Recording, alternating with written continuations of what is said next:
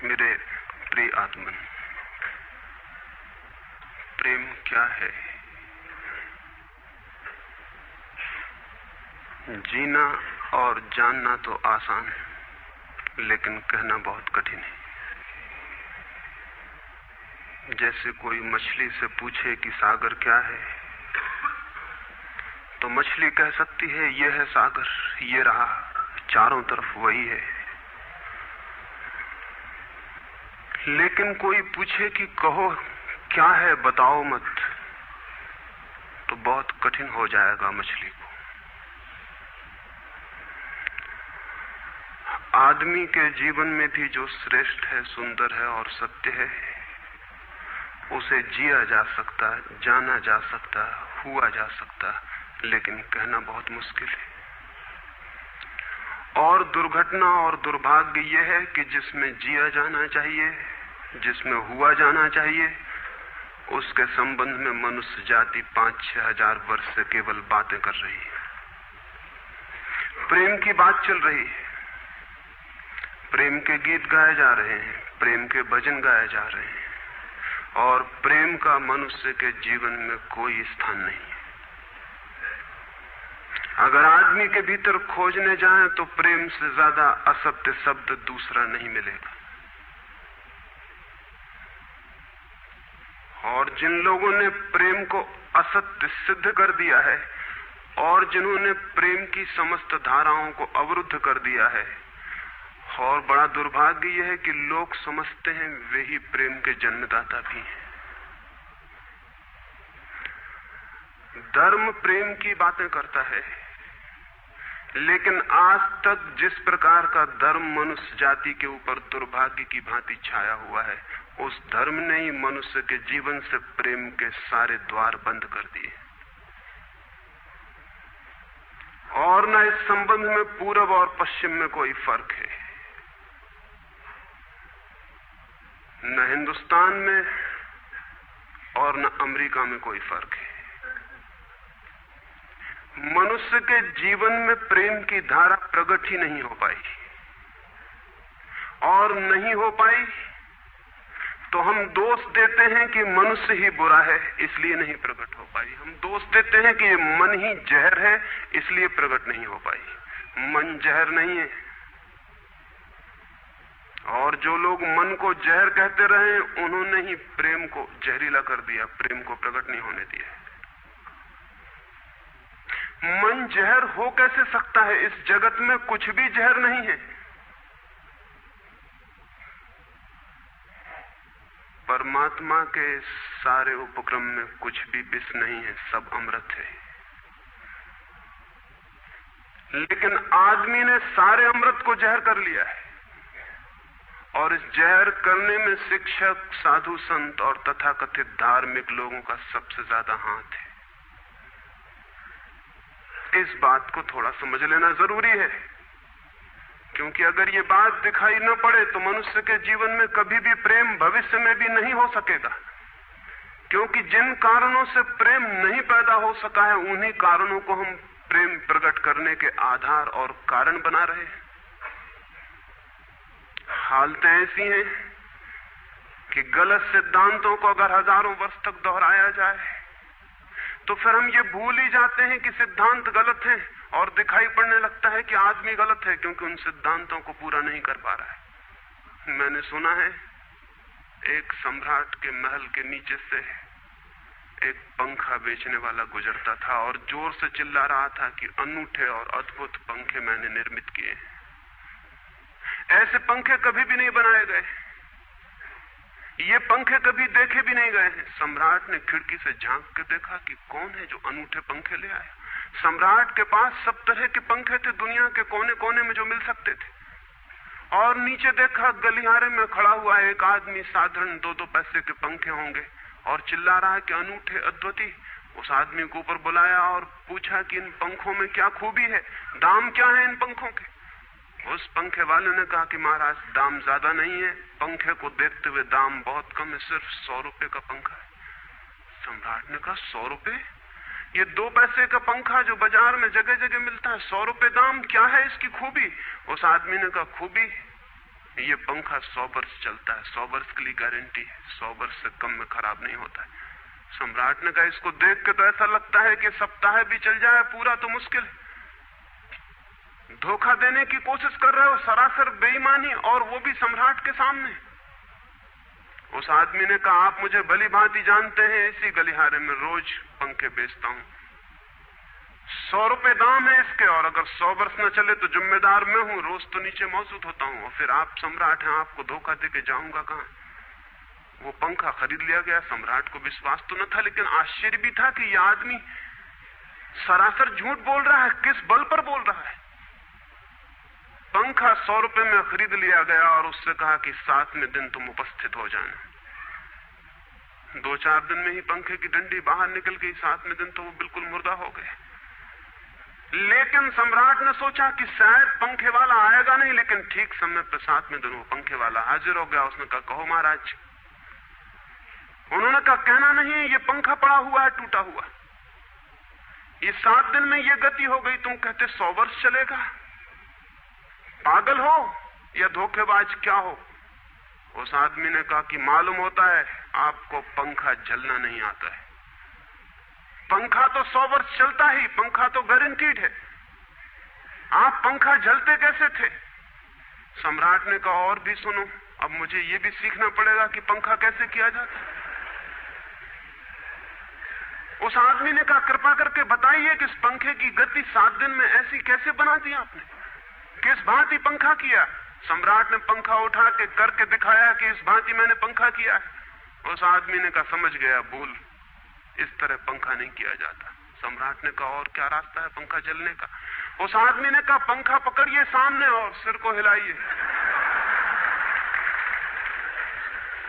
पंखा 100 वर्ष चलेगा, आप समाप्त हो जाएंगे लेकिन पंखा बचेगा। पंखा गलत नहीं है, आपके जलने का ढंग गलत है। यह आदमी पैदा हुआ है 5-6 हजार या 10,000 वर्ष की संस्कृति का, यह आदमी फल है, लेकिन संस्कृति गलत नहीं है, यह आदमी गलत है। आदमी मरता जा रहा है रोज, और संस्कृति की दुहाई चलती चली जाती है कि महान संस्कृति, महान धर्म, महान सब कुछ, और उसका ये फल है। आदमी उसी संस्कृति से गुजरा है और ये परिणाम है उसका।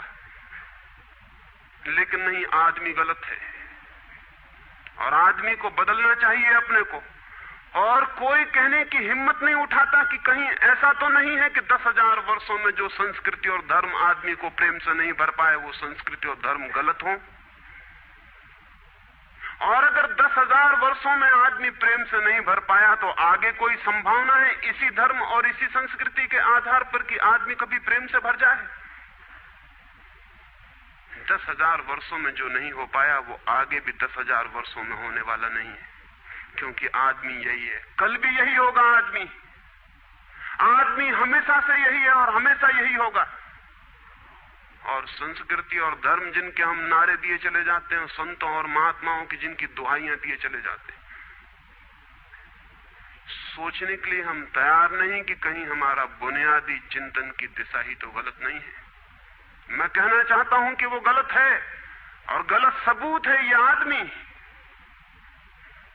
और क्या सबूत होता है? एक बीज को हम बोएं और फल जहरीले और कड़वे हों, तो क्या सब सिद्ध होता है? सिद्ध होता है कि वो बीज जहरीला और कड़वा रहा होगा। हालांकि बीज में पता लगाना मुश्किल है कि उससे जो फल पैदा होंगे वो कड़वे पैदा होंगे। बीज में कुछ खोजबीन नहीं की जा सकती। बीज को तोड़ो फोड़ो, कोई पता नहीं चल सकता कि इससे जो फल पैदा होंगे वो कड़वे होंगे।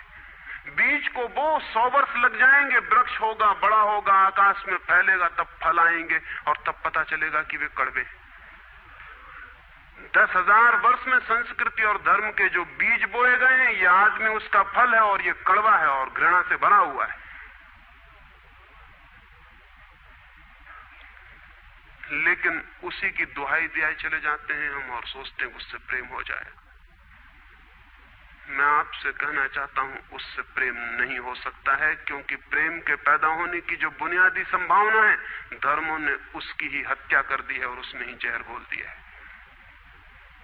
मनुष्य से भी ज्यादा प्रेम पशुओं और पक्षियों में और पौधों में दिखाई पड़ता है, जिनके पास न कोई संस्कृति है न कोई धर्म है। संस्कृत और सुसंस्कृत और सभ्य मनुष्यों की बजाय असभ्य और जंगल के आदमी में ज्यादा प्रेम दिखाई पड़ता है, जिसके पास न कोई विकसित धर्म है, न कोई सभ्यता है, न कोई संस्कृति है।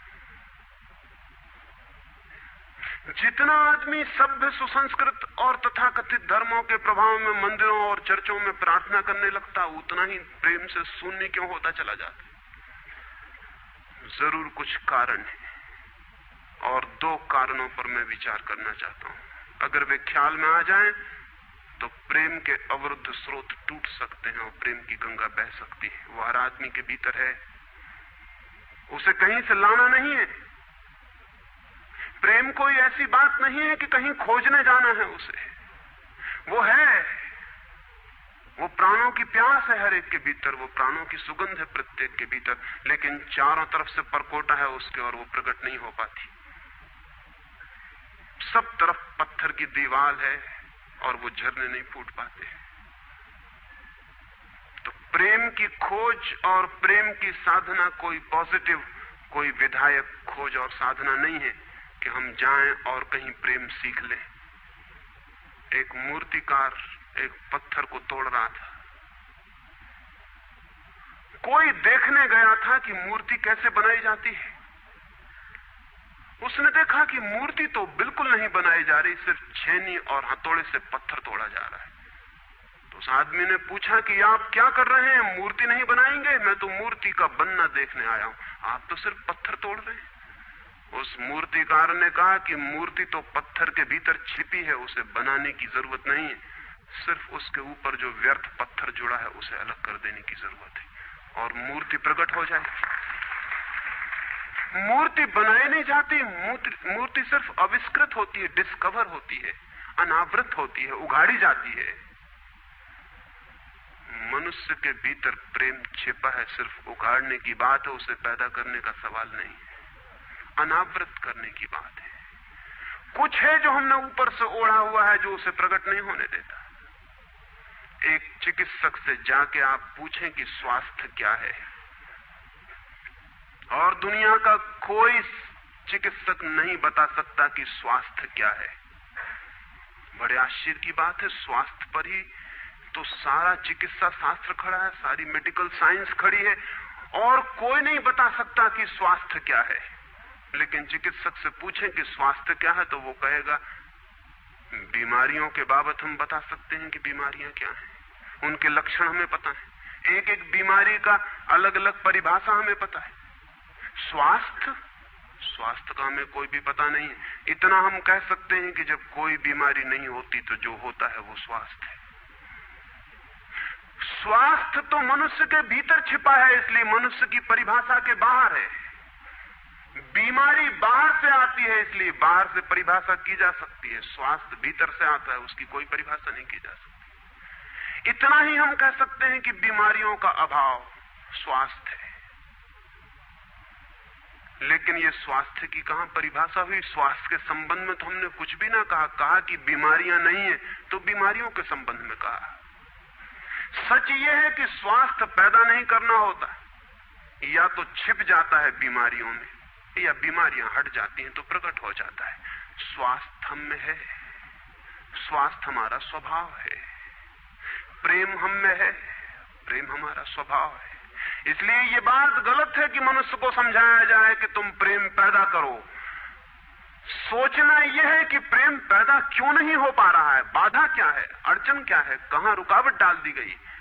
अगर कोई भी रुकावट ना हो तो प्रेम प्रकट होगा ही, उसे सिखाने की और समझाने की कोई भी जरूरत नहीं है। अगर मनुष्य के ऊपर गलत संस्कृति और गलत संस्कार की धाराएं और बाधाएं न हो तो हर आदमी प्रेम को उपलब्ध होगा ही, ये अनिवार्यता है। प्रेम से कोई बच ही नहीं सकता, प्रेम स्वभाव है। गंगा बहती है हिमालय से, बहेगी गंगा, उसके प्राण है, उसके पास जल है, वो बहेगी और सागर को खोज ही लेगी। न किसी पुलिस वाले से पूछेगी, न किसी पुरोहित से पूछेगी कि सागर कहां है। देखा किसी गंगा को चौरस्ते पर खड़े होकर पूछते कि सागर कहां है? उसके प्राणों में है छिपी सागर की खोज और ऊर्जा है, तो पहाड़ तोड़ेगी, मैदान तोड़ेगी और पहुंच जाएगी सागर तक। सागर कितने ही दूर हो, कितना ही छिपा हो, खोज ही लेगी। और कोई रास्ता नहीं है, कोई गाइड बुक नहीं है कि जिससे पता लगा ले कि कहां से जाना है, लेकिन पहुंच जाती है। लेकिन बांध बांध दिए जाएं, चारों तरफ परकोटे उठा दिए जाएं, प्रकृति की बाधाओं को तोड़ के तो गंगा सागर तक पहुंच जाती है, लेकिन अगर आदमी की इंजीनियरिंग की बाधाएं खड़ी कर दी जाएं तो हो सकता है गंगा सागर तक न पहुंच पाए। ये भेद समझ लेना जरूरी है। प्रकृति की कोई भी बाधा असल में बाधा नहीं है, इसलिए गंगा सागर तक पहुंच जाती है, हिमालय को काट के पहुंच जाती है। लेकिन अगर आदमी ईजाद करे, इंतजाम करे, तो गंगा को सागर तक नहीं भी पहुंचने दे सकता है। प्रकृति का तो एक सहयोग है, प्रकृति तो एक हार्मनी है। वहां जो बाधा भी दिखाई पड़ती है वो भी शायद शक्ति को जगाने के लिए चुनौती है। वहां जो विरोध भी दिखाई पड़ता है वो भी शायद भीतर प्राणों में जो छिपा है उसे प्रकट करने के लिए बुलावा है। वहां शायद कोई बाधा नहीं है। वहां हम बीज को दबाते हैं जमीन में, दिखाई पड़ता है कि जमीन की एक परत बीज के ऊपर पड़ी है, बाधा दे रही, लेकिन वो बाधा नहीं दे रही। अगर वो परत ना होगी तो बीज अंकुरित भी नहीं हो पाएगा। ऐसे दिखाई पड़ता है कि एक परत जमीन की बीज को नीचे दबा रही है, लेकिन वो परत दबा इसलिए रही है ताकि बीज दबे, गले और टूट जाए और अंकुर बन जाए। ऊपर से दिखाई पड़ता है वो जमीन बाधा दे रही, लेकिन वो जमीन मित्र है और सहयोग कर रही बीज को प्रकट करने में। प्रकृति तो एक हार्मनी है, एक संगीतपूर्ण लयबद्धता है, लेकिन आदमी ने जो जो निसर्ग के ऊपर इंजीनियरिंग की है, जो जो उसने अपने यांत्रिक धारणाओं को ठोंकने की और बिठाने की कोशिश की है, उससे गंगाएं रुक गई हैं, जगह जगह अवरुद्ध हो गई हैं। और फिर आदमी को दोष दिया जाता है। किसी बीज को दोष देने की जरूरत नहीं है।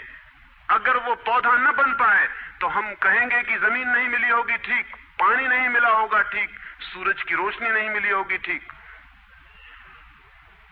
लेकिन आदमी के जीवन में खिल न पाए फूल प्रेम का तो हम कहते हैं तुम हो जिम्मेवार। और कोई नहीं कहता कि भूमि ना मिली होगी, ठीक, पानी ना मिला होगा, ठीक, सूरज की रोशनी ना मिली होगी, ठीक, इसलिए यह आदमी का पौधा अवरुद्ध रह गया, विकसित नहीं हो पाया, फूल तक नहीं पहुंच पाया। मैं आपसे कहना चाहता हूं कि बुनियादी बाधाएं आदमी ने खड़ी की हैं। प्रेम की गंगा तो बह सकती है और परमात्मा के सागर तक पहुंच सकती है।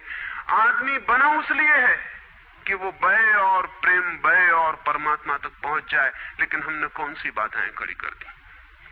पहली बात, आज तक मनुष्य की सारी संस्कृतियों ने सेक्स का, काम का, वासना का विरोध किया है। इस विरोध ने मनुष्य के भीतर प्रेम के जन्म की संभावना तोड़ दी, नष्ट कर दी। इस निषेध ने,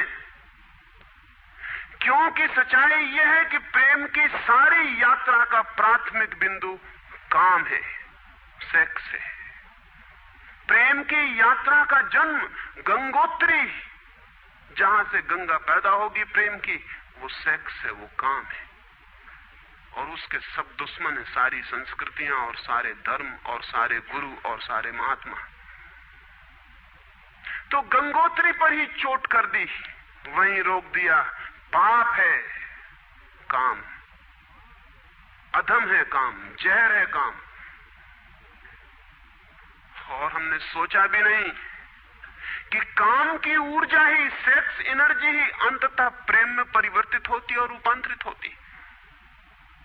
प्रेम का जो विकास है वो काम की शक्ति का ही ट्रांसफॉर्मेशन है, वो उसी का रूपांतरण है। एक कोयला पड़ा हो और आपको ख्याल भी नहीं आएगा कि कोयला ही रूपांतरित होकर हीरा बन जाता है। हीरे और कोयले में बुनियादी रूप से कोई भी फर्क नहीं है। हीरे में भी वही तत्व हैं जो कोयले में है, और कोयला हजारों वर्ष की प्रक्रिया से गुजर के हीरा बन जाता है। लेकिन कोयले की कोई कीमत नहीं है। उसे कोई घर में रखता भी है तो ऐसी जगह जहां दिखाई न पड़े, और हीरे को लोग छातियों पर लटका के घूमते कि वो दिखाई पड़े। और हीरा और कोयला एक ही है, लेकिन कोई दिखाई नहीं पड़ता कि इन दोनों के बीच अंतर संबंध है, एक यात्रा है। कोयले की शक्ति ही हीरा बनती है, और अगर आप कोयले के दुश्मन हो गए, जो कि हो जाना बिल्कुल आसान है क्योंकि कोयले में कुछ भी नहीं दिखाई पड़ता, तो हीरे के पैदा होने की संभावना भी समाप्त हो गई, क्योंकि कोयला ही हीरा बन सकता था। सेक्स की शक्ति ही, काम की शक्ति ही प्रेम बनती है, लेकिन उसके विरोध में सारे दुश्मन हैं उसके। अच्छे आदमी उसके दुश्मन हैं, और उसके विरोध ने प्रेम के अंकुर भी नहीं फूटने दिए, और जमीन से प्रथम से पहली सीढ़ी से नष्ट कर दिया भवन को। फिर वो हीरा नहीं बन पाता कोयला, क्योंकि उसके बनने के लिए जो स्वीकृति चाहिए, जो उसका विकास चाहिए, जो उसको रूपांतरित करने की प्रक्रिया चाहिए, उसका सवाल ही नहीं उठता। जिसके हम दुश्मन हो गए, जिसके हम शत्रु हो गए, जिससे हमारी द्वंद्व की स्थिति बन गई और जिससे हम निरंतर लड़ने लगे, अपनी ही शक्ति से आदमी को लड़ा दिया गया है, सेक्स की शक्ति से आदमी को लड़ा दिया गया है। और शिक्षाएं दी जाती हैं कि द्वंद्व छोड़ना चाहिए, कॉन्फ्लिक्ट छोड़नी चाहिए, लड़ना नहीं चाहिए। और सारी शिक्षाएं बुनियाद में सिखा रही हैं कि लड़ो, मन जहर है तो मन से लड़ो, जहर से तो लड़ना पड़ेगा। सेक्स पाप है तो उससे लड़ो। और ऊपर से कहा जा रहा है कि द्वंद्व छोड़ो। जिन शिक्षाओं के आधार पर मनुष्य द्वंद्व से भर रहा है, वही शिक्षाएं दूसरी तरफ कह रही कि द्वंद्व छोड़ो। एक तरफ आदमी को पागल बनाओ और दूसरी तरफ पागल खाने खोलो कि उनका इलाज करना है। एक तरफ कीटाणु फैलाओ बीमारियों के, और फिर अस्पताल खोलो कि बीमारियों का इलाज यहां किया जाता है। एक बात समझ लेनी जरूरी है संबंध में, मनुष्य कभी भी काम से मुक्त नहीं हो सकेगा। काम उसके जीवन का प्राथमिक बिंदु है, उसी से जन्म होता है। परमात्मा ने काम की शक्ति को ही, सेक्स को ही सृष्टि का मूल बिंदु स्वीकार किया है।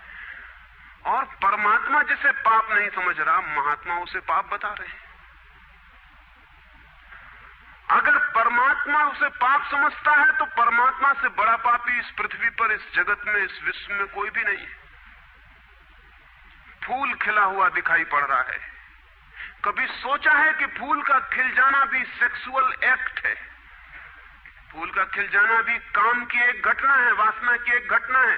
फूल में है क्या उसके खिल जाने में? उसके खिल जाने में कुछ भी नहीं है।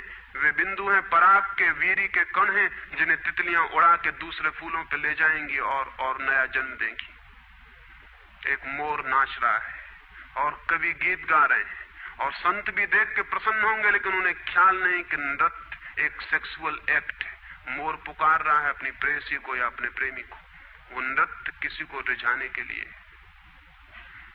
पपीहा गीत गा रहा है, कोयल बोल रही है।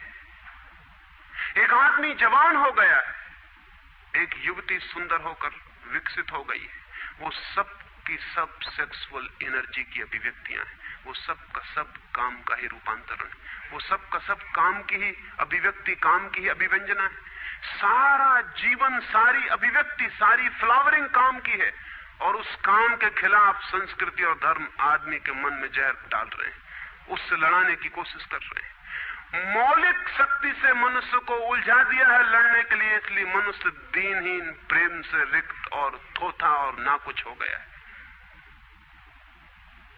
काम से लड़ना नहीं है, काम के साथ मैत्री स्थापित करनी है और काम की धारा को और ऊंचाइयों तक ले जाना है।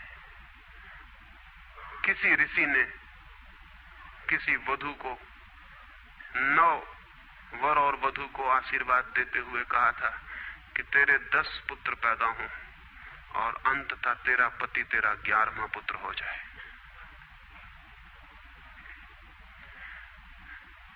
वासना रूपांतरित हो तो पत्नी मां बन सकती है, वासना रूपांतरित हो तो काम प्रेम बन सकता है, लेकिन काम ही प्रेम बनता है। काम की ऊर्जा ही प्रेम की ऊर्जा में विकसित होती है, फलित होती है। लेकिन हमने मनुष्य को भर दिया है काम के विरोध में। इसका परिणाम यह हुआ कि प्रेम तो पैदा नहीं हो सका, क्योंकि वो तो आगे का विकास था, काम की स्वीकृति से आता। प्रेम तो विकसित नहीं हुआ और काम के विरोध में खड़े होने के कारण मनुष्य का चित्त ज्यादा से ज्यादा कामुक और सेक्सुअल होता चला गया। हमारे सारे गीत, हमारी सारी कविताएं, हमारे चित्र, हमारी पेंटिंग्स, हमारे मंदिर, हमारी मूर्तियां सब घूम फिर के सेक्स के आसपास केंद्रित हो गई। हमारा मन ही सेक्स के आसपास केंद्रित हो गया। इस जगत में कोई भी पशु मनुष्य की भांति सेक्सुअल नहीं है। मनुष्य 24 घंटे सेक्सुअल हो गया। उठते बैठते सोते जागते सेक्स ही सब कुछ हो गया। उसके प्राण में एक घाव हो गया, विरोध के कारण, दुश्मनी के कारण, शत्रुता के कारण। जो जीवन का मूल था उससे मुक्त तो हुआ नहीं जा सकता था, लेकिन उससे लड़ने की चेष्टा में सारा जीवन रुग्ण जरूर हो सकता था, वो रुग्ण हो गया है। और ये जो मनुष्य जाति इतनी ज्यादा कामुक दिखाई पड़ रही है, इसके पीछे तथाकथित धर्मों और संस्कृति का बुनियादी हाथ है। इसके पीछे बुरे लोगों का नहीं, सज्जनों और संतों का हाथ है। और जब तक मनुष्य जाति सज्जनों और संतों के इस अनाचार से मुक्त नहीं होती, तब तक प्रेम के विकास की कोई संभावना नहीं। मुझे एक घटना याद आती है। एक फकीर अपने घर से निकला था, किसी मित्र के पास मिलने जा रहा है। निकला है कि घोड़े पर उसका चढ़ा हुआ एक बचपन का दोस्त घर आके सामने खड़ा हो गया। उसने कहा कि दोस्त तुम घर पे रुको, वर्षों से प्रतीक्षा करता था कि तुम आओगे तो बैठेंगे और बात करेंगे, और दुर्भाग्य कि मुझे किसी मित्र से मिलने जाना है, मैं वचन दे चुका हूं तो मैं वहां जाऊंगा, घंटे भर में जल्दी से जल्दी लौट आऊंगा, तब तक तुम विश्राम करो। उसके मित्र ने कहा कि मुझे तो चैन नहीं है, अच्छा होगा कि मैं तुम्हारे साथ ही चला चलूं। लेकिन उसने कहा कि मेरे कपड़े सब गंदे हो गए धूल से रास्ते की, अगर तुम्हारे पास कुछ अच्छा कपड़ा हो तो मुझे दे दो, तो मैं डाल लूं और साथ हो जाऊं। निश्चित था उस फकीर के पास किसी सम्राट ने उसे एक बहुमूल्य कोट, एक पगड़ी और धोती भेंट की थी। उसने संभाल के रखी थी, कभी जरूरत पड़ेगी तो पहनूंगा। वो जरूरत नहीं आई थी, निकाल के ले आया खुशी में। मित्र ने जब पहन ली तब उसे थोड़ी ईर्ष्या पैदा हुई। मित्र ने पहन के तो मित्र सम्राट मालूम होने लगा।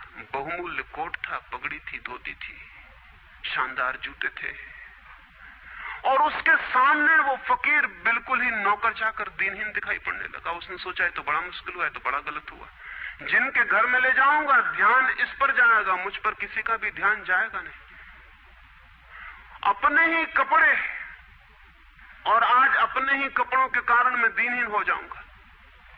लेकिन बार बार मन को समझाया कि मैं फकीर हूं, आत्मा परमात्मा की बात करने वाला, क्या रखा है कोट में पगड़ी में, छोड़ो, पहने रहने तो कितना फर्क पड़ता है। लेकिन जितना समझाने की कोशिश की कि कोट पगड़ी में क्या रखा है, कोट पगड़ी ही उसके मन में घूमने लगी। मित्र दूसरी बात करने लगा, लेकिन वो भीतर तो ऊपर तो कुछ और दूसरी बातें कर रहा है, लेकिन वहां उसका मन नहीं है, भीतर उसे बस कोट और पगड़ी। रास्ते पर जो भी आदमी देखता है उसको कोई भी नहीं देखता, मित्र की तरफ सबकी आंखें जाती हैं। वो बड़ा मुश्किल में पड़ गया कि तो आज अपनी भूल कर ली, अपने हाथ से भूल कर ली। जिनके घर जाना था वहां पहुंचा, जाके परिचय दिया कि मेरे मित्र हैं, जमाल, बचपन के दोस्त हैं, बहुत प्यारे आदमी हैं। और फिर अचानक अनजाने मुंह से निकल गया कि रह गए कपड़े, सो कपड़े मेरे हैं। क्योंकि मित्र भी जिनके घर गए थे वो भी उसके कपड़ों को देख रहे थे, और भीतर उसके चल रहा था कोट पगड़ी, मेरी कोट पगड़ी, और उन्हीं की वजह से मैं परेशान हो रहा हूं। निकल गया मुंह से कि रह गए कपड़े, कपड़े मेरे। मित्र भी हैरान हुआ, घर के लोग भी हैरान हुए कि क्या पागलपन की बात है, ख्याल उसको भी आया बोल जाने के बाद, तब पछताया कि तो भूल हो गई। पछताया तो और दबाया अपने मन को, बाहर निकल के क्षमा मांगने लगा कि क्षमा कर दो, बड़ी गलती हो गई। मित्र ने कहा मैं तो हैरान हुआ कि तुमसे निकल कैसे गया। उसने कहा कि कुछ नहीं, सिर्फ जबान की चूक हो गई। हालांकि जबान की चूक कभी भी नहीं होती है, भीतर कुछ चलता होता है तो कभी कभी बेमौके जबान से निकल जाता है, चूक कभी नहीं होती। माफ कर दो, भूल हो गई। कैसे ये ख्याल आ गया कुछ समझ में नहीं आता, हालांकि पूरी तरह समझ में आ रहा था कि ख्याल कैसे आया है। दूसरे मित्र के घर गए। अब वो तय करता रहा रास्ते में कि अब चाहे कुछ भी हो जाए, ये नहीं कहना है कि कपड़े मेरे हैं, पक्का कर लेना है अपने मन को। घर के द्वार पर उसने जाके बिल्कुल दृढ़ संकल्प कर लिया कि ये बात नहीं उठानी कि कपड़े मेरे हैं। लेकिन उस पागल को पता नहीं कि जितना वो दृढ़ संकल्प कर रहा है इस बात का, वो दृढ़ संकल्प बता रहा है इस बात को कि उतने ही जोर से उसके भीतर ये भावना घर कर रही कि कपड़े मेरे। आखिर दृढ़ संकल्प किया क्यों जाता है? एक आदमी कहता है कि मैं ब्रह्मचर्य का दृढ़ व्रत लेता हूं, उसका मतलब है उसके भीतर कामुकता दृढ़ता से धक्के मार रही, नहीं तो और कारण क्या है? एक आदमी कहता है कि मैं कसम खाता हूं कि आज से कम खाना खाऊंगा, उसका मतलब यह है कि कसम खानी पड़ रही, ज्यादा खाने का मन है उसका। और तब अनिवार्य रूप में द्वंद्व पैदा होता है। जिससे हम लड़ना चाहते हैं वही हमारी कमजोरी है, और तब द्वंद्व पैदा हो जाना स्वाभाविक है। वो लड़ता हुआ दरवाजे के भीतर गया, संभल संभल के बोला कि मेरे मित्र हैं, लेकिन जब वो बोल रहा है तब उसको कोई नहीं देख रहा, उसके मित्र कोई उस घर के लोग देख रहे हैं। तब फिर उसे ख्याल आया कि मेरा कोट, मेरी पगड़ी। उसने कहा कि दृढ़ता से कसम खाई, इसकी बात नहीं उठानी। मेरा क्या है कपड़ा लत्ता?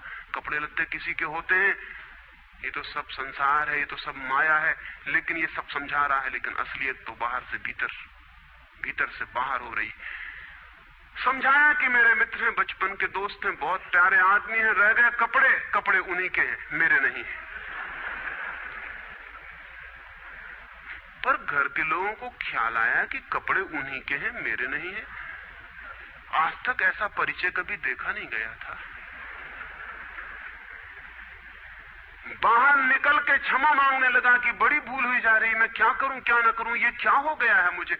आज तक मेरी जिंदगी में कपड़ों ने इस तरह से मुझे नहीं पकड़ा था, किसी को नहीं पकड़ा। लेकिन अगर तरकीब उपयोग में करें तो कपड़े पकड़ ले सकते हैं। मित्र ने कहा मैं जाता नहीं तुम्हारे साथ, पर वो हाथ जोड़ने लगा कि नहीं ऐसा मत करो, जीवन भर के लिए दुख रह जाएगा कि मैंने क्या दुर्व्यवहार किया। अब मैं कसम खा के कहता हूं कि कपड़ों की बात ही नहीं उठानी। मैं बिल्कुल भगवान की कसम खाता हूं कि कपड़ों की बात नहीं उठानी। और कसम खाने वालों से हमेशा सावधान रहना जरूरी है, क्योंकि जो भी कसम खाता है उसके भीतर उस कसम से भी मजबूत कोई बैठा है जिसके खिलाफ वो कसम खा रहा है। और वो जो भीतर बैठा है वो ज्यादा भीतर है, कसम ऊपर है और बाहर है। कसम चेतन मन से खाई गई है, और जो भीतर बैठा है वो अचेतन की परतों तक समाया हुआ है। अगर मन के 10 हिस्से कर दें तो कसम एक हिस्से ने खाई है, 9 हिस्से उल्टा भीतर खड़ा हुआ है। ब्रह्मचर्य की कसम एक हिस्सा खा रहा है मन का, और 9 हिस्सा परमात्मा की दुहाई दे रहा है। वो जो परमात्मा ने बनाया वो उसके लिए कहा चला जा रहा है, कहे चला जा रहा है। गए तीसरे मित्र के घर। अब उसने बिल्कुल ही अपनी सांसों तक पे संयम कर रखा है। संयमी आदमी बड़े खतरनाक होते हैं, क्योंकि उनके भीतर ज्वालामुखी उबल रहा है और ऊपर से वो संयम साधे हुए हैं। और इस बात को स्मरण रखना कि जिस चीज को साधना पड़ता है, साधने में इतना श्रम लग जाता है कि साधना पूरे वक्त हो नहीं सकती, फिर शिथिल होना पड़ेगा, विश्राम करना पड़ेगा। अगर मैं जोर से मुट्ठी बांध लूं तो कितनी देर बांधे रख सकता हूं? 24 घंटे।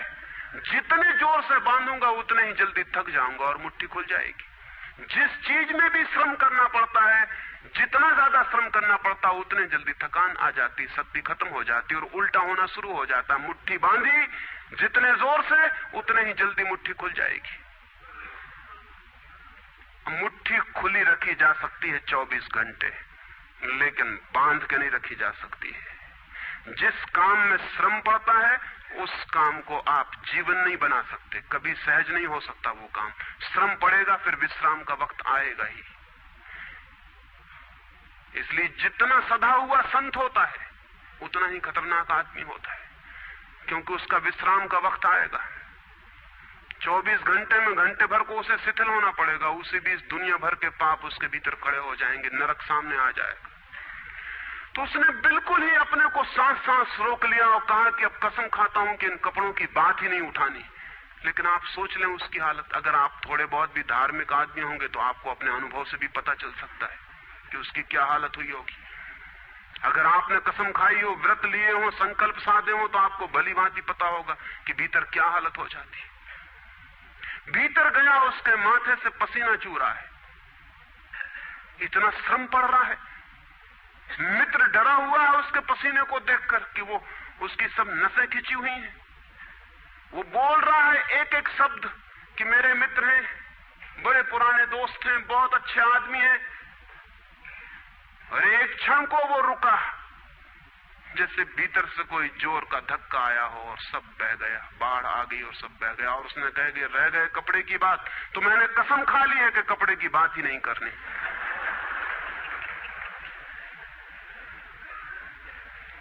ये जो इस आदमी के साथ हुआ वो पूरी मनुष्य जाति के साथ सेक्स के संबंध में हो गया है।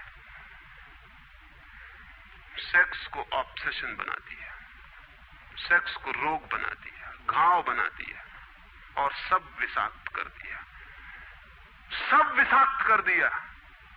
छोटे छोटे बच्चों को समझाया जा रहा कि सेक्स पाप है, लड़कियों को समझाया जा रहा, लड़कों को समझाया जा रहा कि सेक्स पाप है।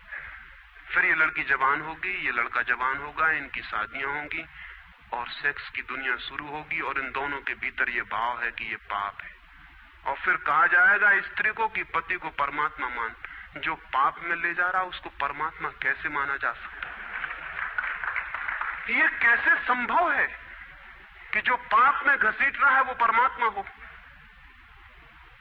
और उस लड़के को कहा जाएगा, उस युवक को कहा जाएगा कि तेरी पत्नी है, तेरी साथनी है, तेरी संगी है, लेकिन जो नरक में ले जा रही, शास्त्रों में लिखा कि स्त्री नरक का द्वार है। ये नरक का द्वार, संगी और साथनी, ये मेरा आधा अंग, ये नरक की तरफ जाता हुआ आधा अंग मेरा, ये इसके साथ कौन सा सामंजस्य बन सकता है? सारे दुनिया का दाम्पत्य जीवन नष्ट किया है इस शिक्षा ने। और जब दंपति का जीवन नष्ट हो जाए तो प्रेम की कोई संभावना नहीं रही, क्योंकि जब पति और पत्नी प्रेम न कर सके एक दूसरे को, जो कि अत्यंत सहज और नैसर्गिक प्रेम है, तो फिर कौन और किसको प्रेम कर सकेगा? इस प्रेम को बढ़ाया जा सकता है कि पत्नी और पति का प्रेम इतना विकसित हो, इतना उदात्त हो, इतना ऊंचा बने कि धीरे धीरे बांध तोड़ दे और दूसरों तक फैल जाए। ये हो सकता है, लेकिन इसको समाप्त ही कर दिया जाए, तोड़ ही दिया जाए, विषाक्त कर दिया जाए तो फैलेगा क्या, बढ़ेगा क्या? रामानुज एक गांव में ठहरे थे और एक आदमी ने आके कहा कि मुझे परमात्मा को पाना है। तो उन्होंने कहा कि तूने कभी किसी को प्रेम किया है? उस आदमी ने कहा इस झंझट में मैं कभी पड़ा ही नहीं, प्रेम वगैरह की झंझट मैंने की, मुझे तो परमात्मा को खोजना है। रामानुज ने कहा तूने कभी झंझट ही नहीं की प्रेम की? उसने कहा मैं बिल्कुल सच कहता हूं आपसे। और बेचारा ठीक ही कह रहा था, क्योंकि धर्म की दुनिया में प्रेम एक डिस्क्वालिफिकेशन, एक अयोग्यता है। तो उसने सोचा कि अगर मैं कहूं किसी को प्रेम किया तो वो कहेंगे अभी प्रेम छोड़, ये राग वाग छोड़, अभी घर पहले इन सबको छोड़ के आ, तब इधर आना। तो उस बेचारे ने किया भी हो तो वो कहता गया कि मैंने नहीं किया, नहीं किया। ऐसा कौन आदमी होगा जिसने थोड़ा बहुत प्रेम नहीं किया हो? रामानुज ने तीसरी बार पूछा कि तू कुछ तो बता, थोड़ा बहुत भी, कभी भी किसी को? उसने कहा माफ करिए, आप क्यों बात बात वही बात पूछे चले जा रहे हैं? मैंने प्रेम की तरफ आंख उठा के नहीं देखा, मुझे तो परमात्मा को खोजना है। तो रामानुज ने कहा मुझे क्षमा कर, तू कहीं और खोज, क्योंकि मेरा अनुभव यह है कि अगर तूने किसी को प्रेम किया हो तो उस प्रेम को फिर इतना बड़ा जरूर किया जा सकता है कि वो परमात्मा तक पहुंच जाए। लेकिन अगर तूने प्रेम ही नहीं किया तो तेरे पास कुछ है ही नहीं जिसको बड़ा किया जा सके। बीज ही नहीं है तेरे पास जो वृक्ष बन सके। तो तू जा कहीं और पूछ। और जब पति और पत्नी में प्रेम न हो, जिस पत्नी ने अपने पति को प्रेम न किया हो और जिस पति ने अपनी पत्नी को प्रेम न किया हो, वे बेटों को, बच्चों को प्रेम कर सकते हैं तो आप गलती में। पत्नी उसी मात्रा में बेटे को प्रेम करेगी जिस मात्रा में उसने अपने पति को प्रेम किया है, क्योंकि ये बेटा पति का ही फल है, उसका ही प्रतिफलन है, उसका ही रिफ्लेक्शन है। ये इस बेटे के प्रति जो प्रेम होने वाला है वो उतना ही होगा जितना उसने पति को चाहा और प्रेम किया हो। ये पति की ही मूर्ति है जो फिर नई होकर वापस लौट आई है। अगर पति के प्रति प्रेम नहीं है तो बेटे के प्रति प्रेम सच्चा कभी भी नहीं हो सकता। और अगर बेटे को प्रेम नहीं किया गया, पालना पोसना और बड़ा कर देना प्रेम नहीं है, तो बेटा मां को कैसे प्रेम कर सकता है, बाप को कैसे प्रेम कर सकता है? वो जो यूनिट है जीवन का परिवार, वो विषाक्त हो गया है सेक्स को दूषित कहने से, कंडेम करने से, निंदित करने से, और परिवार ही फैलकर पूरा जगत है, पूरा विश्व है। और फिर हम कहते हैं कि प्रेम बिल्कुल दिखाई नहीं पड़ता। प्रेम कैसे दिखाई पड़ेगा? हालांकि हर आदमी कहता है कि मैं प्रेम करता हूं, मां कहती है, पत्नी कहती है, बाप कहता है, भाई कहता है, बहन कहती है, मित्र कहते हैं कि हम प्रेम करते हैं। सारी दुनिया में हर आदमी कहता है कि हम प्रेम करते हैं, और दुनिया में इकट्ठा देखो तो प्रेम कहीं दिखाई ही नहीं पड़ता। इतने लोग अगर प्रेम करते हैं तो दुनिया में तो प्रेम की वर्षा हो जानी चाहिए थी, प्रेम के फूल ही फूल खिल जाने चाहिए थे, प्रेम के दिए ही दिए जल जाते, घर घर प्रेम का दिया होता तो दुनिया में इकट्ठी इतनी रोशनी होती प्रेम की। लेकिन वहां तो घृणा की रोशनी दिखाई पड़ती है, क्रोध की रोशनी दिखाई पड़ती है, युद्धों की रोशनी दिखाई पड़ती है, प्रेम का तो कोई पता नहीं चलता। झूठी है ये बात, और ये झूठ जब तक हम मानते चले जाएंगे तब तक सत्य की दिशा में खोज भी नहीं हो सकती। कोई किसी को प्रेम नहीं कर रहा है, और जब तक काम के निसर्ग को परिपूर्ण आत्मा से स्वीकृति नहीं मिलती तब तक कोई किसी को प्रेम कर भी नहीं सकता है। मैं आपसे कहना चाहता हूं कि काम दिव्य है, डिवाइन है। सेक्स की शक्ति परमात्मा की शक्ति है, ईश्वर की शक्ति है। इसीलिए तो उससे ऊर्जा पैदा होती है और नया जीवन विकसित होता है। वही तो सबसे रहस्यपूर्ण शक्ति है, वही तो सबसे ज्यादा मिस्टीरियस फोर्स है। उससे दुश्मनी छोड़ दें। अगर आप चाहते हैं कि कभी आपके जीवन में प्रेम की वर्षा हो जाए, उससे दुश्मनी छोड़ दें, उसे आनंद से स्वीकार करें, उसकी पवित्रता को स्वीकार करें, उसकी धन्यता को स्वीकार करें, और खोजें उसमें और गहरे, तो आप हैरान हो जाएंगे। जितनी पवित्रता से काम की स्वीकृति होगी उतना ही काम पवित्र होता चला जाता है, और जितनी अपवित्रता और पाप की दृष्टि से काम से विरोध होगा, काम उतना ही पापपूर्ण और कुरूप होता चला जाता है। जब कोई अपनी पत्नी के पास ऐसे जाए जैसे कोई मंदिर के पास जाता है, जब कोई पत्नी अपने पति के पास ऐसे जाए जैसे सच में कोई परमात्मा के पास जाता है, क्योंकि जब दो प्रेमी काम से निकट आते हैं, जब वे संभोग से गुजरते हैं, तब सच में ही वे परमात्मा के मंदिर के निकट से गुजर रहे हैं। वहीं परमात्मा काम कर रहा है उनकी उस निकटता में, वहीं परमात्मा की सृजन शक्ति काम कर रही है। और मेरी अपनी दृष्टि यह है कि मनुष्य को समाधि का, ध्यान का जो पहला अनुभव मिला हो कभी भी मनुष्य के इतिहास में, तो वो संभोग के क्षण में मिला है और कभी नहीं। संभोग के क्षण में ही पहली बार ये स्मरण आया है आदमी को कि इतने आनंद की वर्षा हो सकती है। और जिन्होंने सोचा, जिन्होंने मेडिटेट किया, जिन लोगों ने काम के संबंध पर और मैथुन पर चिंतन किया और ध्यान किया, उन्हें यह दिखाई पड़ा कि काम के क्षण में, मैथुन के क्षण में, संभोग के क्षण में मन विचारों से शून्य हो जाता है। एक क्षण को मन के सारे विचार रुक जाते हैं, और वो विचारों का रुक जाना और वो मन का ठहर जाना ही आनंद की वर्षा का कारण होता है। तब उन्हें सीक्रेट मिल गया, राज मिल गया कि अगर मन को विचारों से मुक्त किया जा सके किसी और विधि से भी, तो भी इतना ही आनंद मिल सकता है। और तब समाधि और योग की सारी व्यवस्थाएं विकसित हुई, जिनमें ध्यान और सामायिक और मेडिटेशन और प्रेयर, इनकी सारी व्यवस्थाएं विकसित हुई। इन सब के मूल में संभोग का अनुभव है। और फिर मनुष्य को अनुभव हुआ कि बिना संभोग में जाए भी चित्त शून्य हो सकता है।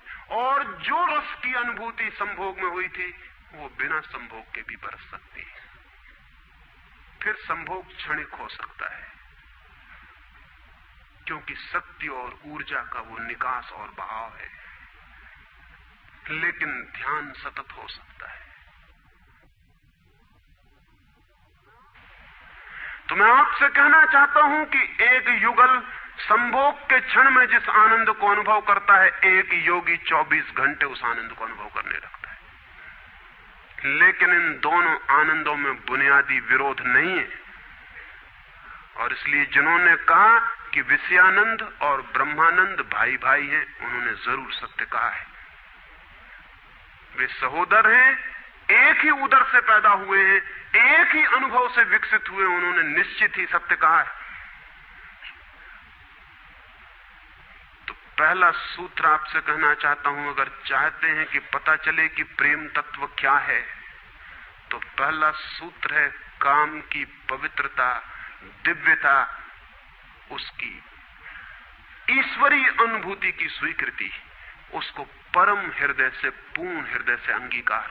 और आप हैरान हो जाएंगे, जितने परिपूर्ण हृदय से काम की स्वीकृति होगी, उतने ही आप काम से मुक्त होते चले जाएंगे। जितना अस्वीकार होता है, उतने ही हम बंधते हैं, जैसा वो फकीर कपड़ों से बंध गया।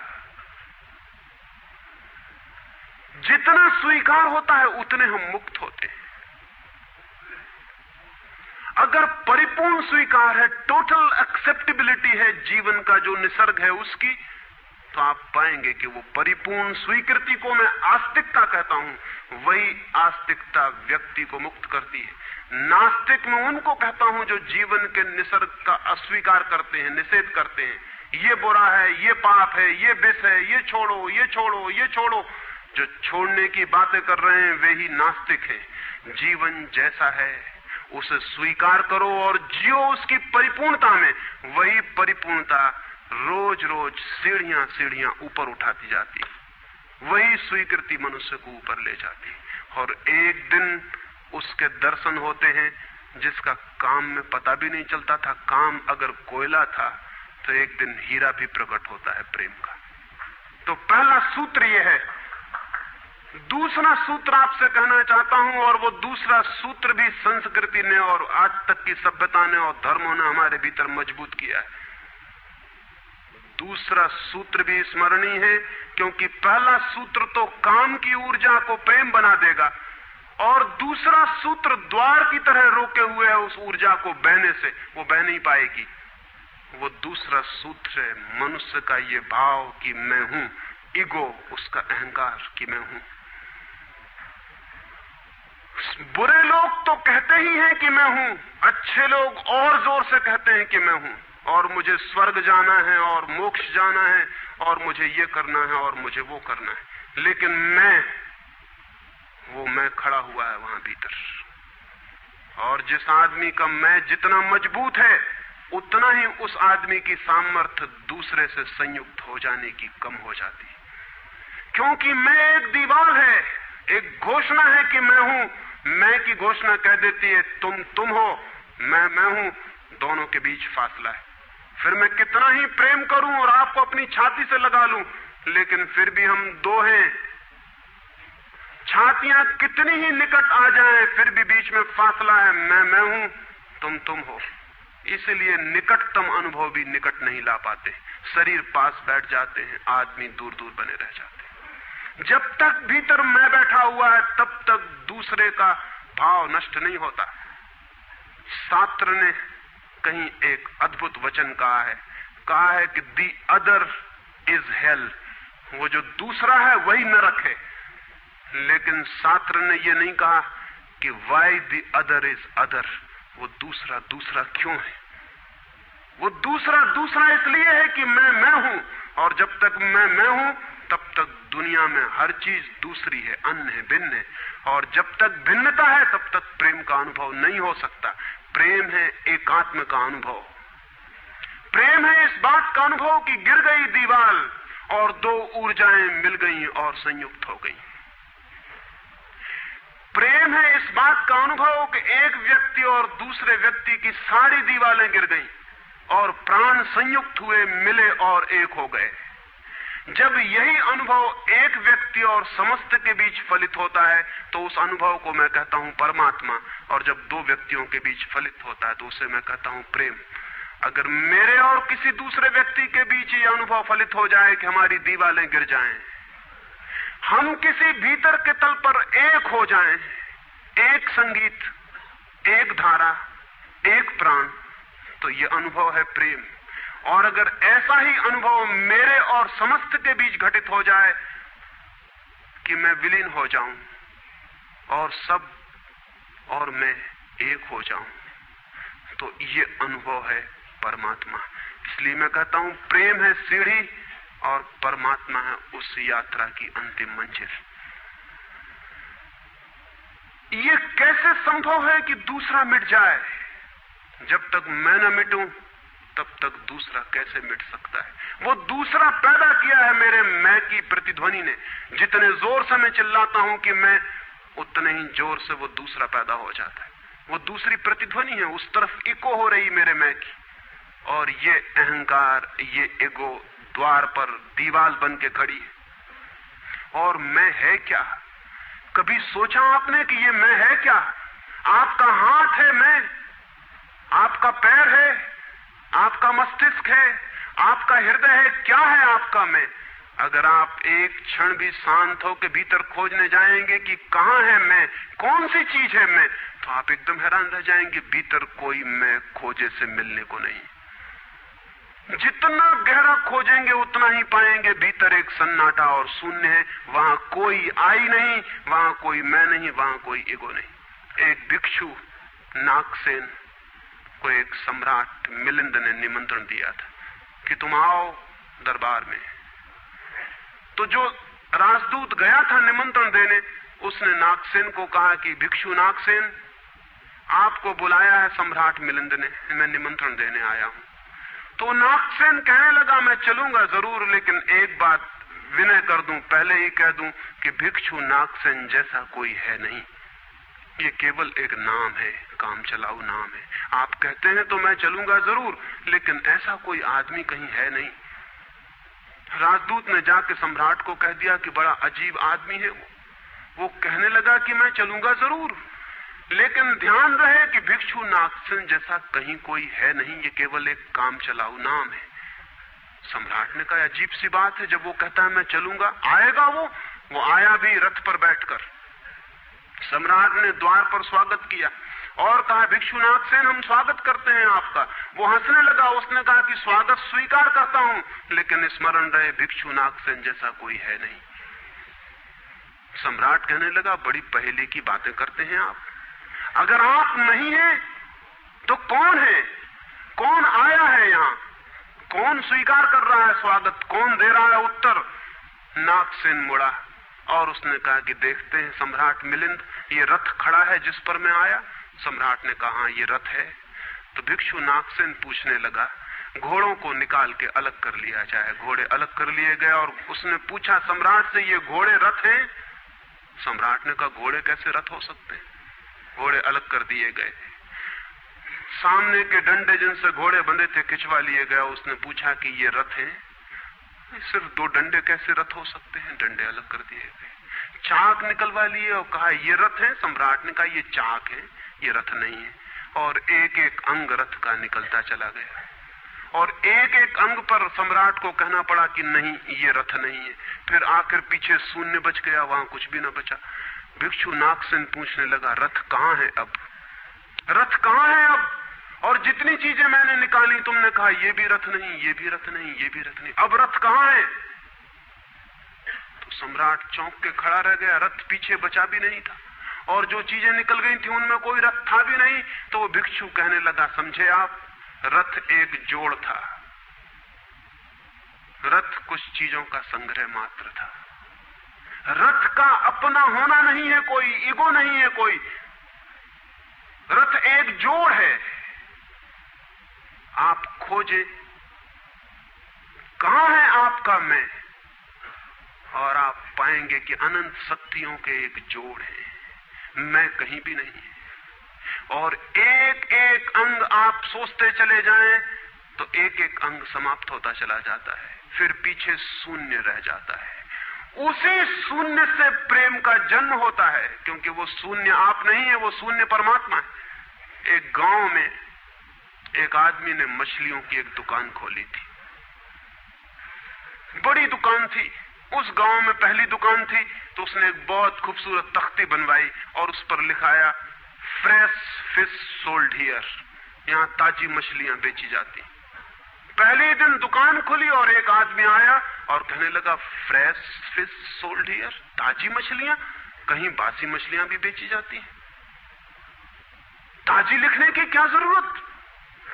दुकानदार ने सोचा कि बात तो ठीक है, इससे और व्यर्थ बासे का भी ख्याल पैदा होता है। उसने फ्रेश अलग कर दिया, ताजा अलग कर दिया। तख्ती रह गई फिश सोल्ड हियर, मछलियां बेची जाती हैं, मछलियां यहां बेची जाती। दूसरे दिन एक बूढ़ी औरत आई और उसने कहा कि मछलियां यहां बेची जाती हैं, सोल्ड हियर कहीं और कहीं भी बेचते हो? उस आदमी ने कहा यह हियर बिल्कुल फिजूल है। उसने तख्ती पर एक शब्द और अलग कर दिया, रह गया फिश सोल्ड। तीसरे दिन एक आदमी आया, वो कहने लगा फिश सोल्ड, मछलियां बेची जाती हैं, मुफ्त भी देते हो क्या? आदमी ने कहा ये सोल्ड भी बेकार। उस सोल्ड को भी अलग कर दिया। अब रह गई वहां तख्ती फिश। एक बुढ़ा आया और कहने लगा फिश, अंधे को भी मील भर दूर से बांस मिल जाती है, ये तख्ती काहे के लिए लटकाई हुई है? यहां फिश भी चली गई, खाली तख्ती रह गई वहां। और एक आदमी आया और उसने कहा ये तख्ती किस लिए लगाई है, इससे दुकान पे आड़ पड़ती। वो तख्ती भी चली गई, वहां कुछ भी नहीं रह गया। इलिमिनेशन होता गया, एक एक चीज हटती चली गई, पीछे जो शेष रह गया शून्य है। उस शून्य से प्रेम का जन्म होता है, क्योंकि उस शून्य में दूसरे के शून्य से मिलने की क्षमता है। सिर्फ शून्य ही शून्य से मिल सकता है और कोई नहीं। दो शून्य मिल सकते हैं, दो व्यक्ति नहीं, दो इंडिविजुअल नहीं मिल सकते, दो वैक्यूम, दो एम्प्टीनेस मिल सकते हैं, क्योंकि बाधा आप कोई भी नहीं, शून्य की कोई दीवार नहीं होती और हर चीज की दीवार होती है। तो दूसरी बात स्मरणीय है, व्यक्ति जब मिटता है नहीं रह जाता, पाता है कि हूं ही नहीं, जो है वो मैं नहीं हूं, जो है वो सब है। तब द्वार गिरता है, दीवार टूटती है और तब वो गंगा बहती है जो भीतर छिपी है और तैयार है। वो शून्य की प्रतीक्षा कर रही कि कोई शून्य हो जाए तो उससे बह उठूं। हम एक कुआं खोदते हैं, पानी भीतर है, पानी कहीं से लाना नहीं होता, लेकिन बीच में मिट्टी पत्थर पड़े हैं, उनको निकाल के बाहर कर देते हैं। करते क्या है हम? करते हैं हम एक शून्य बनाते हैं, एक खाली जगह बनाते हैं, एक एम्प्टीनेस बनाते हैं। कुआं खोदने का मतलब है खाली जगह बनाना, ताकि खाली जगह में जो भीतर छिपा हुआ पानी है वो प्रकट होने के लिए जगह पा जाए, स्पेस पा जाए। वो भीतर है, उसको जगह चाहिए प्रकट होने को, जगह नहीं मिल रही, भरा हुआ है कुआं मिट्टी पत्थर से। मिट्टी पत्थर हमने अलग कर दिए, वो पानी उबल के बाहर आ गया। आदमी के भीतर प्रेम भरा हुआ है, स्पेस चाहिए, जगह चाहिए जहां वो प्रकट हो जाए। और हम भरे हुए हैं अपने मैं से। हर आदमी चिल्लाया चला जा रहा है मैं, और स्मरण रखें जब तक आपकी आत्मा चिल्लाती है मैं, तब तक आप मिट्टी पत्थर से भरे हुए कुएं हैं। आपके कुएं में प्रेम के झरने नहीं फूटेंगे, नहीं फूट सकते। मैंने सुना है एक बहुत पुराना वृक्ष था, आकाश में सम्राट की तरह उसके हाथ फैले हुए थे, उस पर फूल आते थे तो दूर दूर से पक्षी सुगंध लेने आते, उस पर फल लगते थे तो तितलियां उड़ती, उसकी छाया, उसके फैले हाथ, हवाओं में उसका वो खड़ा रूप आकाश में बड़ा सुंदर था। एक छोटा बच्चा उसकी छाया में रोज खेलने आता था। उस बड़े वृक्ष को उस छोटे बच्चे से प्रेम हो गया। बड़ों को छोटों से प्रेम हो सकता है अगर बड़ों को पता ना हो कि हम बड़े हैं। वृक्ष को कोई पता नहीं था कि मैं बड़ा हूं, ये पता सिर्फ आदमी को होता है, इसलिए उसका प्रेम हो गया। अहंकार हमेशा अपने से बड़ों को प्रेम करने की कोशिश करता है। अहंकार हमेशा अपने से बड़ों से संबंध जोड़ता है। प्रेम के लिए कोई बड़ा छोटा नहीं, जो आ जाए उसी से संबंध जुड़ जाता है। वो एक छोटा सा बच्चा खेलता आता था उस वृक्ष के पास, उस वृक्ष का उससे प्रेम हो गया, लेकिन वृक्ष की शाखाएं ऊपर थीं, बच्चा छोटा था, तो वृक्ष अपनी शाखाएं उसके लिए नीचे झुका था ताकि वो फल तोड़ सके, फूल तोड़ सके। प्रेम हमेशा झुकने को राजी है, अहंकार कभी भी झुकने को राजी नहीं। अहंकार के पास जाएंगे तो अहंकार के हाथ और ऊपर उठ जाएंगे ताकि आप उन्हें छू न सके, क्योंकि जिसे छू लिया जाए वो छोटा आदमी है, जिसे न छुआ जा सके, दूर सिंहासन पर दिल्ली में हो, वो आदमी बड़ा आदमी है। वो वृक्ष के शाखाएं नीचे झुकाती जब वो बच्चा खेलता हुआ आता, और जब बच्चा उसके फूल तोड़ लेता तो वृक्ष बहुत खुश होता, उसके प्राण आनंद से भर जाते। प्रेम जब भी कुछ दे पाता है तब खुश हो जाता है, अहंकार जब भी कुछ ले पाता है तभी खुश होता है। फिर वो बच्चा बड़ा होने लगा, वो कभी उसकी छाया में सोता, कभी उसके फल खाता, कभी उसके फूलों का ताज बना के पहनता और जंगल का सम्राट हो जाता है।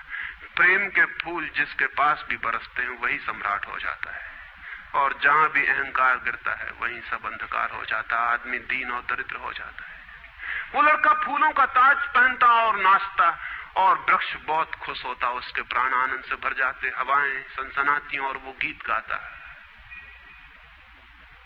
फिर लड़का और बड़ा हुआ, वो वृक्ष के ऊपर भी चढ़ने लगा, उसकी शाखाओं से झूलने भी लगा, वो उसकी शाखाओं पर विश्राम भी करता, और वृक्ष बहुत आनंदित होता। प्रेम आनंदित होता है जब प्रेम किसी के लिए छाया बन जाता है।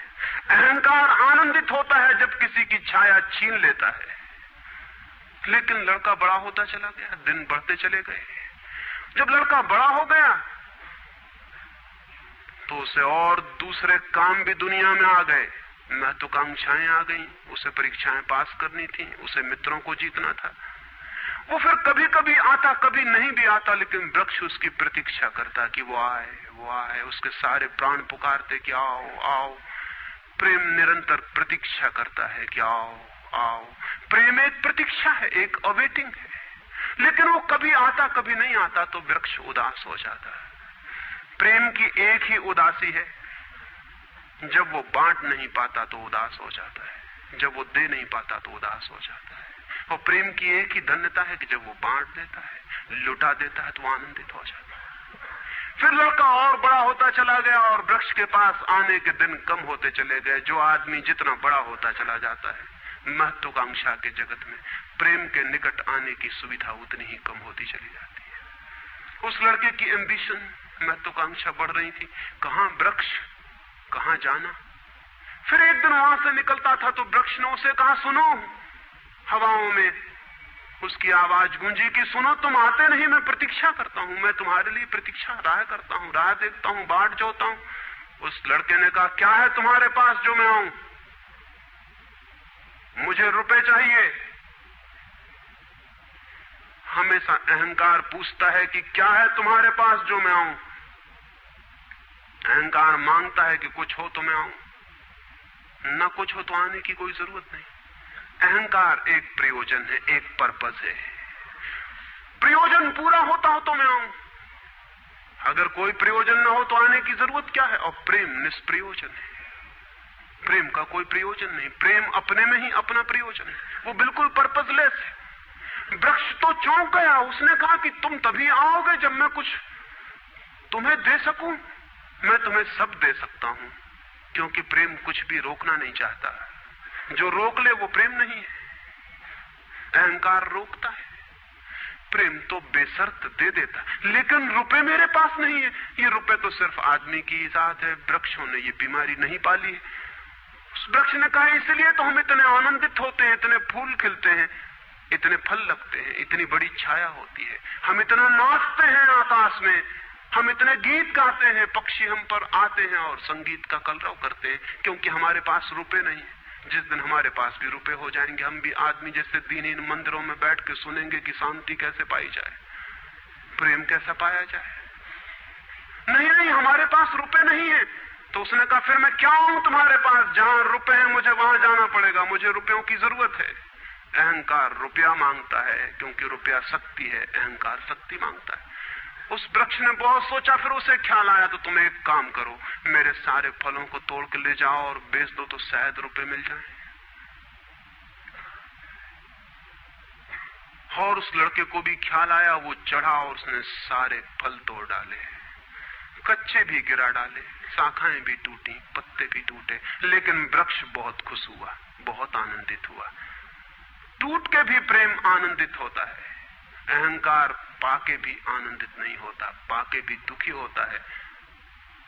और वो लड़के ने तो धन्यवाद भी नहीं दिया पीछे लौटकर, लेकिन उस वृक्ष को पता भी नहीं चला, उसे तो धन्यवाद मिल गया इसी में कि उसने उसके प्रेम को स्वीकार किया और उसके फलों को ले गया और बाजार में बेचा।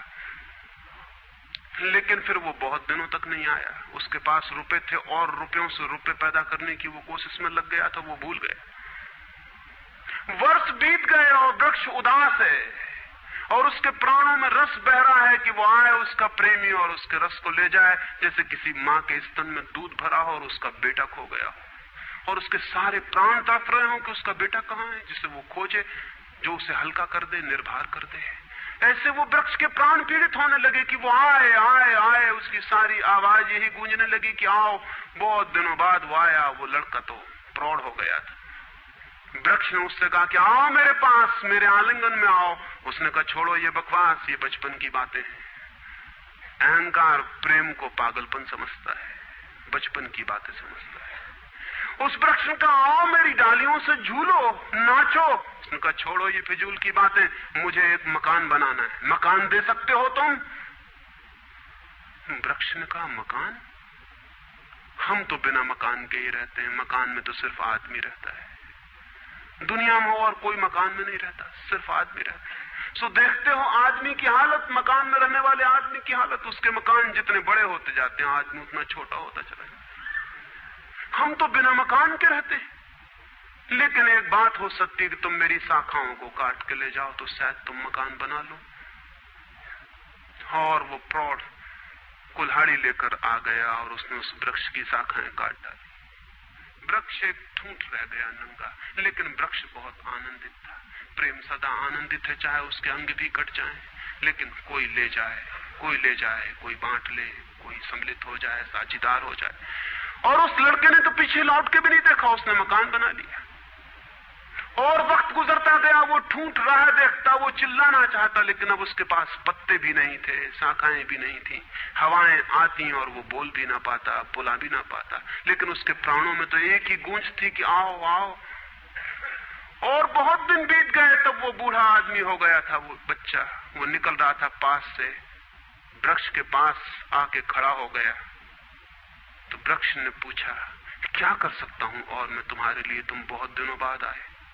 उसने कहा तुम क्या कर सकोगे, मुझे दूर देश जाना है धन कमाने के लिए, मुझे एक नाव की जरूरत है। तो उसने कहा तुम मुझे और काट लो तो मेरी इस पीड़ से नाव बन जाएगी और मैं बहुत धन्य होऊंगा कि मैं तुम्हारी नाव बन सकूं, तुम्हें दूर देश ले जा सकूं। लेकिन तुम जल्दी लौट आना और सकुशल लौट आना, मैं तुम्हारी प्रतीक्षा करूंगा। और उसने आरे से उस वृक्ष को काट डाला। तब वो एक छोटा सा ठूंठ रह गया और वो दूर यात्रा पर निकल गया। और वो ठूंठ भी प्रतीक्षा करता रहा कि वो आए आए, लेकिन अब उसके पास कुछ भी नहीं देने को। शायद वो नहीं आएगा, क्योंकि अहंकार वहीं आता है जहां कुछ पाने को है। अहंकार वहां नहीं जाता जहां कुछ पाने को नहीं। मैं उस ठूंठ के पास एक रात मेहमान हुआ था, तो वो ठूंठ मुझसे बोला कि वो मेरा मित्र अब तक नहीं आया और मुझे बड़ी पीड़ा होती, कहीं नाव डूब ना गई हो, कहीं वो भटक ना गया हो, कहीं किसी दूसरे किनारे पर विदेश में कहीं भूल ना गया हो, कहीं वो डूब ना गया हो, कहीं वो समाप्त ना हो गया हो।